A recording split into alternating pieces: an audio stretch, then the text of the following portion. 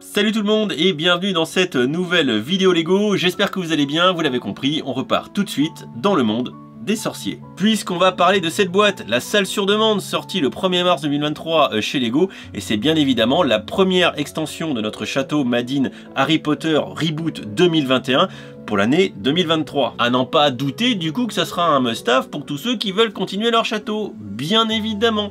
Et je vais vous le dire tout de suite. Enfin, je sais pas si je dois vous le dire, parce que sinon les gars, ils vont tous partir au Lego Store ou au magasin de jouets le plus proche, et ils vont tous se barrer de la vidéo. Parce que j'ai travaillé avec Jacqueline, ma balance, et vous n'êtes pas prêts pour le prix au kilo de cette boîte. Mais quand je dis pas prêt, vous n'êtes pas prêts. Parce qu'après des heures de calcul, de savants calculs, règles de 3 extrêmement compliquées, ratios, multiplication et division, le constat est sans appel. Sérieusement, vous n'êtes pas prêts. Ah, j'hésite à vous le dire, hein, mais vous n'êtes pas prêts.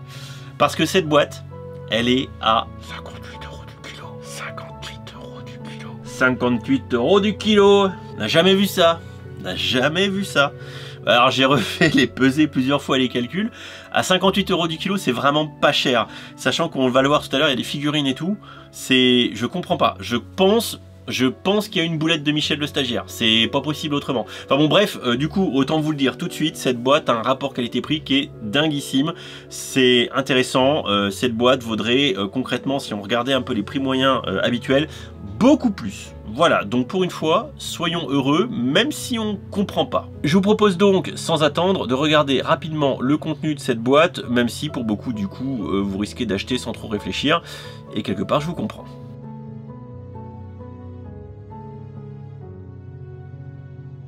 En plus d'être pas cher, on a des figurines sympas. Ici, particulièrement un torse nouveau pour Monsieur Potter.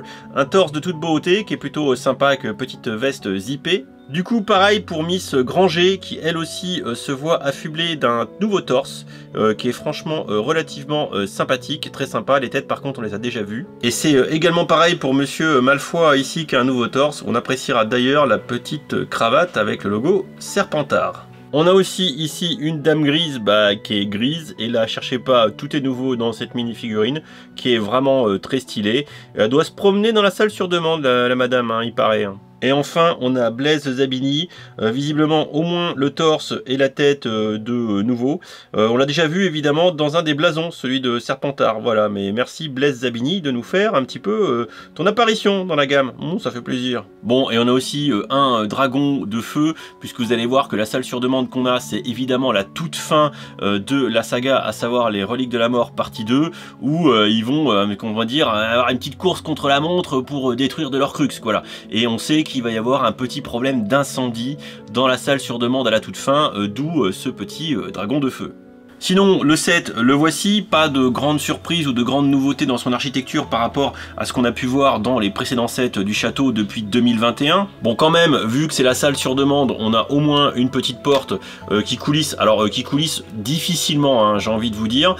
Aussi, il va falloir apprécier un peu la pose des stickers, puisque vous voyez un petit peu les stickers posés sur la porte de manière excellente comme d'habitude, et le petit mécanisme de glissière qui nous permet de plancouser l'entrée de la salle sur demande. Si je vous montre maintenant l'intérieur du set, bon c'est pareil, rien de transcendant, et surtout comme d'habitude, tout est un petit peu modulaire, à savoir qu'on va pouvoir démonter tout ou partie des différents étages du set pour pouvoir les démonter, remonter un petit peu comme on l'entend et customiser notre château, mais ça vous commencez un petit peu à avoir l'habitude. Pour la partie principale, ici on notera par exemple une fonctionnalité d'ouverture qui est possible si on démonte ici l'espèce de montant horizontal, donc il faut quand même faire du démontage, mais une fois que c'est fait, voilà, notre salle sur demande s'ouvre un petit peu plus.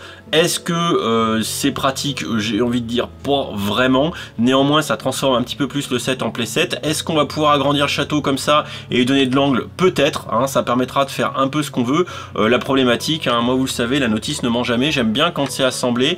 Donc j'ai envie de vous dire que ça va me gêner quand même un peu de me dire que je peux assembler le château uniquement si j'en enlève des bouts, quoi. Voilà, c'est un petit peu l'idée. Sinon, si vous regardez un petit peu l'intérieur, bah vous voyez, c'est un petit peu le foutoir. On a un petit peu du diadème, vous voyez la petite pièce qui est ici, de la décoration, de la petite figurine, je crois que ça doit être des lutins de Cornouailles, un petit peu de déco, mais en même temps c'est normal, c'est le foutoir, c'est la salle sur demande, et bien sûr salle sur demande qui est un petit peu bardée de différents stickers. Enfin à nouveau, et vous l'avez compris, ce qui est certain, c'est que si vous voulez ouvrir les deux volets tels que je viens de vous le montrer, bah, il faut impérativement démonter les deux blocs du haut, le petit bloc ici, et enfin libérer le montant là, ce qui fait quand même beaucoup de démontage, et ce qui sera peut-être pas forcément compliant avec le fait d'intégrer tout ça dans le reste du château. Bon, sinon, c'est plutôt pas mal fait. Ce qui est intéressant aussi, c'est que ça fournit de la hauteur, avec l'empilage qui est proposé ici, ça va permettre de donner peut-être un peu de volume à notre château Madine 2021 avec cette extension. Hein, c'est toujours intéressant de voir ce que Lego nous propose pour agrandir notre château de 2021 avec des nouvelles pièces. La salle sur demande, c'est la première fois qu'on a un truc un petit peu volumineux comme ça, et sincèrement on va pas se plaindre. Il y a quelques éléments d'architecture qui sont quand même plutôt bien sentis, hein. Regardez un petit peu ces fenêtres, hein, ça fait un petit peu elfique, hein. Moi j'aime bien, toujours du stickers comme d'habitude, vous vous en doutez. Ou encore hein, ici le petit promontoire hein, qui vient se clipper, hein. Le montage est plutôt malinx, hein, vous voyez, avec des petits clips comme ça, et on vient bloquer le truc entre les tenons. C'est plutôt intéressant. Alors maintenant, on aurait pu dans la vidéo parler de l'intégration dans le reste du château 2021. Alors pour la peine, je vous ai sorti, c'est tout là, hein. Là vous avez tous les sets de 2022 et ici tous les sets de 2021 derrière moi. Je vous ferai une seconde vidéo à suivre avec l'état de l'art du château Reboot 2021 avec tous les sets à date, puisque je les ai tous ceux sortis encore une fois en 2021 par ici et tous ceux en 2022, dont les gifts Whisper Chase, le dortoir de Gryffondor qui était offert en 2021, ou encore hein, l'escalier qui lui était offert l'année dernière. Et je prendrai le temps du coup de vous faire une vidéo d'intégration de comment on peut monter ça de façon assez standard telle que Lego nous le propose dans les notices, bout à bout un petit peu, ou alors bah, faire du pimpage à mélanger un petit peu tout tel qu'on le verrait dans une logique un petit peu plus réaliste du château. Ça sera une vidéo dédiée château Harry Potter Lego 2021, 2023 à jour, un truc comme ça. Bref. Si je dois conclure cette review assez rapide de set, qu'est-ce qu'on retient? On retient que le set est pas cher. Ça, c'est vraiment un bon point, et pour moi, c'est une très grosse surprise. Je m'attendais pas, même si 49,99, je me disais ouais, sans plus. Sauf que en fait, il y a what millions de figurines, dont la Dame Grise qui est complètement inédite, et des nouveautés en termes de torse et tout, voire même de tête, donc franchement, c'est plutôt cool. Il y a de la brique, on va pas se le cacher, il y a de la brique, un peu de stickers, mais la partie basse, même si la fonctionnalité en elle-même est pas dingue, bah il y a du remplissage, c'est plutôt bien trouvé, c'est assez haut, ça change, je trouve pas ça inintéressant. En plus, je vous ai pas montré, mais vous aviez compris que le dragon de feu, eh bien en mode un peu sortilège, vous pouvez le clipper un peu partout, parce qu'il y a différentes briques techniques, soit avec la pinoche cylindrique, soit avec la croix, qui permettent de venir clipser les différents morceaux du dragon à différents endroits pour un petit peu pimper votre salle sur demande. Donc c'est quand même relativement inspiré, et ça offre un petit peu des possibilités de jouabilité, et surtout ça nous permet d'agrandir notre château. Bah autant dire que pour tous ceux qui ont déjà des éléments du château sortis chez Lego depuis 2021, que cette pièce, en plus la salle sur demande, une pièce emblématique de la saga Harry Potter, il vous faut cette boîte, même si elle révolutionne pas le genre. Ça sera, je pense, un ajout assez intéressant à votre château. On verra un petit peu dans la prochaine vidéo à venir comment on peut intégrer ça et qu'est-ce qu'on peut en faire, mais néanmoins ne passez pas à côté, surtout au regard de son prix à 50 €. Voilà, si en plus vous la trouvez en promo, alors là c'est caviar. Bref, je pense que j'ai fait le tour de la question, ça nécessite pas d'aller plus loin sur cette vidéo, mais mon dieu, OMG, que le rapport qualité-prix est claqué au sol dans le bon sens pour une fois, donc un très bon point pour cette boîte. C'est suffisamment rare pour qu'on puisse le souligner, qu'a priori pour le coup on se fait pas du tout jambonner, et j'espère que Lego n'a pas fait une erreur et qu'on aura d'autres bonnes surprises de ce type là à l'avenir. Voilà, n'hésitez pas en commentaire de la vidéo à donner votre opinion, voilà. Mode de tournage un petit peu différent cette fois-ci, je vais tester des trucs hein, pour les prochaines reviews, vous inquiétez pas.